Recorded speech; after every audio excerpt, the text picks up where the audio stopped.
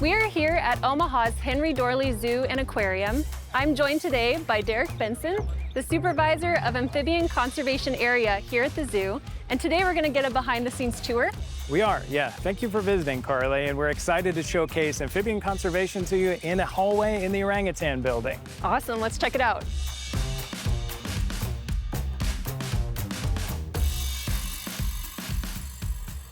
This is for Wyoming toads specifically. We have a biosecure area, so we try not to let any pathogen in or out. So we're gonna get you set up in a lab coat, some booties and gloves so that we're protecting the toads, but also protecting Nebraska wildlife. Wow, how many toads are in this room? So we've got just over 100 toads in here right now.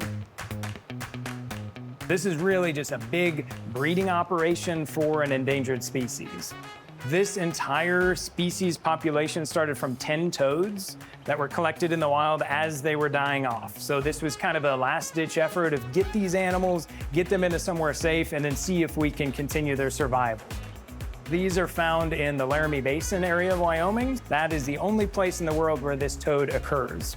Why does this one little toad matter?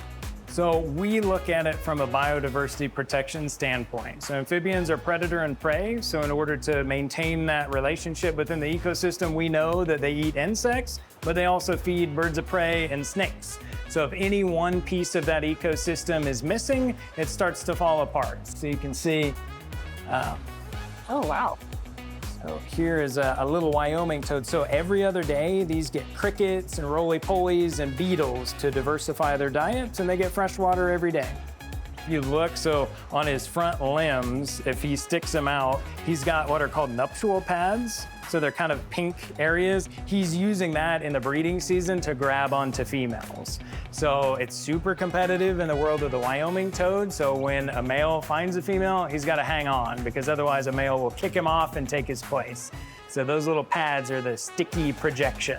So there's guests coming to the zoo every day to see the wonderful creatures that are in here, but there's a lot of behind-the-scenes science and conservation work that's happening. Yeah, so we have a lot of conservation projects that we cannot put on exhibit because the species is highly endangered and protected. So our job is to save species from extinction. So we harbor them behind the scenes, and then we have them in our educational and outreach programs.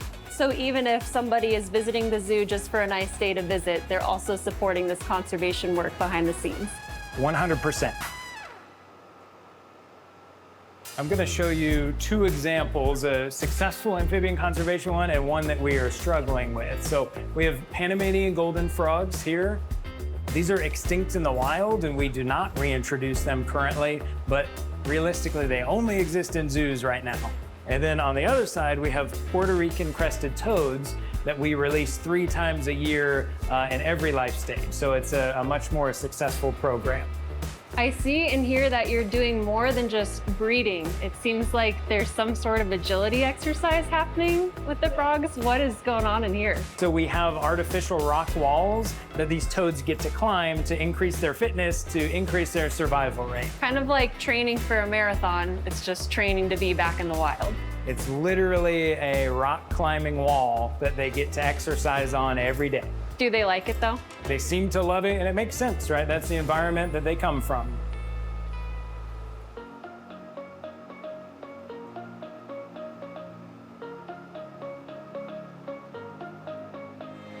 So this is a Blomberg's toad. This is one of the world's largest toad species. So if you'd like to hold her, it definitely takes 2 hands. Oh my goodness. This is incredible. Hello. They're from basically Colombia and Ecuador, right on the border. So lowland forest, but they are not super common. Yeah. You two are kind of on the same wavelength here, so. We're kind of friends, I think. She's kind of checking everything out.